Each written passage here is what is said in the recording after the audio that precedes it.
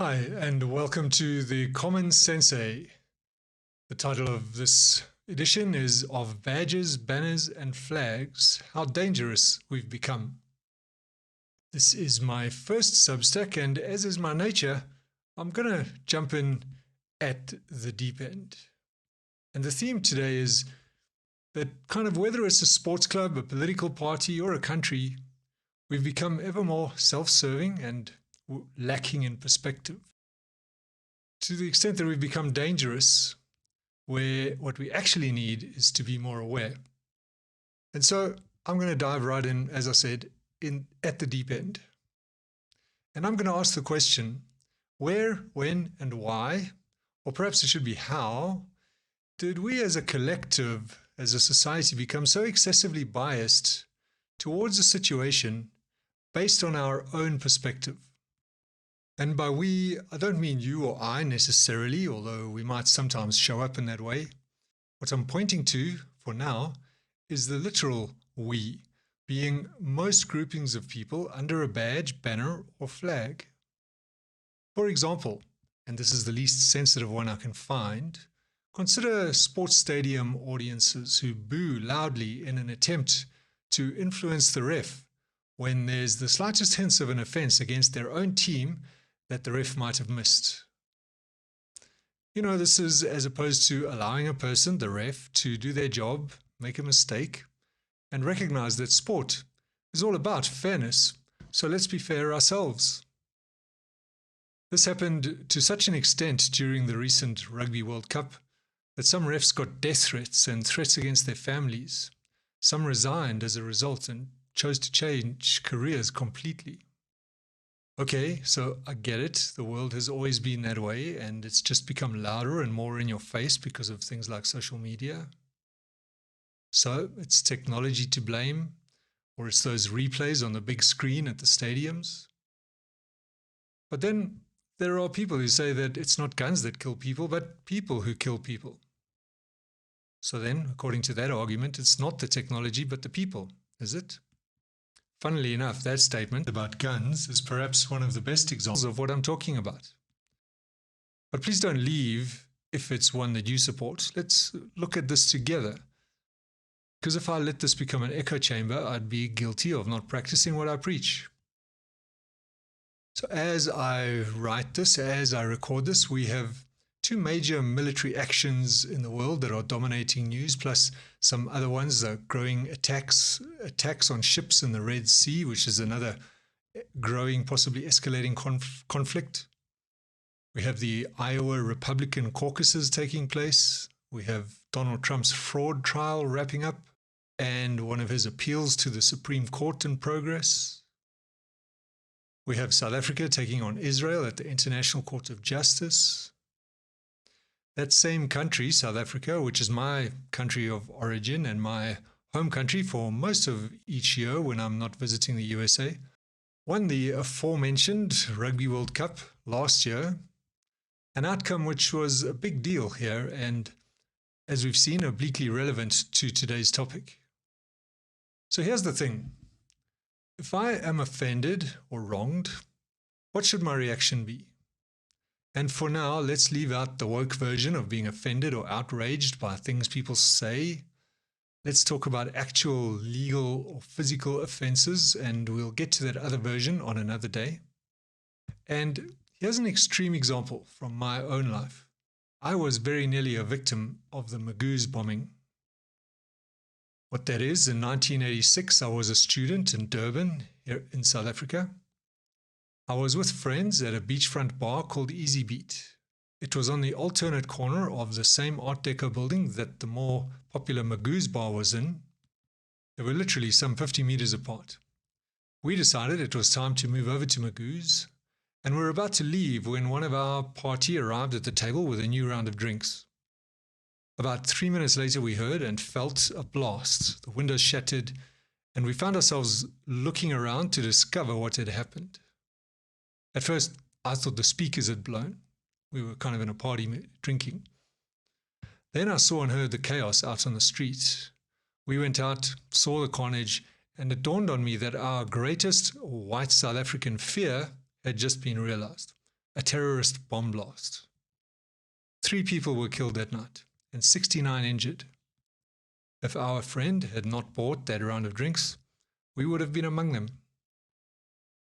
And so I ask, what should my reaction have been? If I had followed America's example or Israel's, I might have gone out and bombed a township or shot and killed 300 or maybe 1,000 of any person or place I suspected might be associated with those bombers. Thankfully, I did not. I did not have the example, and I did not even think of doing those things. Instead, I tried to understand what would drive a person or group of people to do such a thing. I didn't have to try too hard. It was obvious, apartheid. And now, from across the void of time and space, apartheid may seem like a cut and dried case. And so, of course, those terrorists were justified, and of course that should have seemed obvious to us back then. However, as a lived experience, it was more complex. White South Africans feared the prospect of the country going the way of many other African countries, falling into the hands of communists or spiraling into a corrupt dictatorship. So even while some of us could see that apartheid was wrong and we did our best to be aware of our prejudices and not act in a racist manner towards individuals, we also had that collective fear of what life beyond apartheid might bring. I'll put myself squarely in the middle of that group. And it's kind of a daring thing to say in a world so full of virtue signaling. I'll say in my favor that I never took revenge, nor even had thoughts of revenge. Even later, when I was conscripted and found myself armed and patrolling the townships, I did everything I could, and I succeeded in not ever knowingly harming anyone. We were attacked many times by youths with homemade weapons. We also knew that those weapons were unreliable, and so we'd fire warning shots rather than hurt or let alone kill any one of them. And this is the honest truth. Today, the terrorists who planted the Magoo's bomb are the country's legitimate government, the African National Congress, or ANC, who later claimed to have ordered the bombing, is the governing party. It was the party of the late, highly revered Nelson Mandela. Robert McBride, the head of the cell that planted the bomb and who was arrested, convicted, and sentenced to death, was later granted amnesty by the country's Truth and Reconciliation Commission. He has also served as the head of the country's Independent Police Investigative Directorate and as head of the foreign branch of the State Security Agency. Now, he has not been squeaky clean in any of those positions, let's be clear. I mean, he was fired from the former and has been suspended from the latter. The ANC has delivered a relatively incompetent and somewhat corrupt government, though thankfully not a communist one and no absolute dictators. The country is teetering, yes, but still functioning. Many have emigrated to escape some of those problems. But for those of us who remain, we live with these paradoxes, and every day we remain a miracle of tolerance, forgiveness, and, for the most part, demonstrate a will to work together. So am I saying that America, Israel, and sports spectators could learn from this example? Yes, I am. And immediately I hear the torrent of vitriol and arguments imbued with certitude that might follow a statement like that. The main one I hear is that if we listen to terrorists or talk to them, we're supporting them, or supporting others to do the same. It's kind of hard to argue with that, question that, and yet I will. I'll ask, is that just an excuse not to listen to the other side? Think about it. Most people don't go about organizing and risking their lives just for the sake of it. Most people would rather get on and make a living in a peaceful way. In the book At Home, A Short History of Private Life, the author Bill Bryson recounts the story of a Chartists' rebellion that had been planned for a particular day in London in 1848. There was a fear that they would seize Parliament.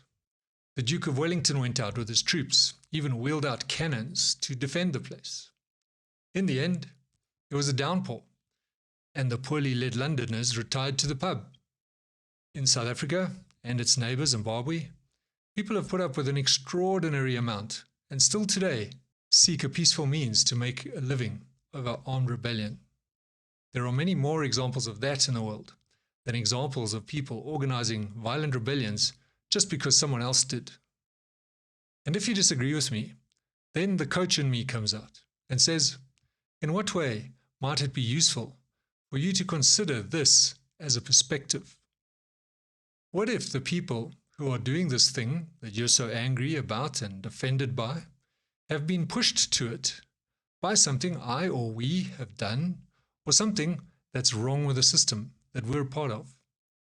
Surely, whether as a partner, a parent, a citizen, or a leader, you would be well served to ask that question first and to consider it honestly and seriously before you jump to the other, ultimately self-serving conclusion. Self-serving because it means you don't have to do anything. You don't have to take responsibility for anything. You just react and continue to react and blame.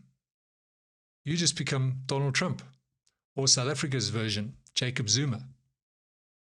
The problem with considering this as a perspective, or any perspective other than your own, is that once you do, you'll most likely be confronted with unpleasant truths or possibilities. You'll most likely be stopped in your tracks by things you don't like. And then what?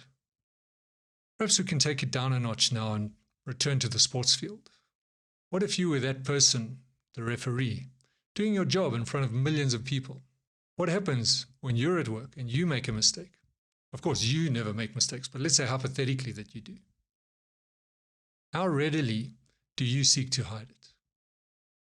What if you had your boss and all your colleagues, everyone in the company, watching your every move and yelling at you every time you mistyped something, then hounding you on social media, never letting you forget, even threatening your life, your family's lives? Do you see how ridiculous we've become? For all our advancement in knowledge, all our wealth of information, even in the field of neuroscience, we've moved no closer to holding a balanced view of things. Become no better at unwinding ourselves from our own perspectives that are based on the badge, banner, or flag that we were born under. We're no better at taking responsibility for our part in things, or at managing ourselves for the sake of a better world or a more peaceful outcome. We're like children, squabbling in a playpen with no adults to rein us in, and we have big, dangerous toys. And yes, technology has a role to play in that it has given leverage to our worst instincts. Without that technology, our bad attitudes were limited to our physical environments. Only our friends and family got the worst of us down at the pub after the game, or, at home after you've read the news. Now those attitudes can be broadcast on the airwaves. It's clear to me that with more powerful technology available to us, the imperative to self-manage has risen too. The problem is, very few have responded, and that has put us on a very dangerous path. I still have faith in the possibility, although I might be naive. Thank you for listening, and if you found value in this, please remember to subscribe, and I look forward to seeing you in the next one.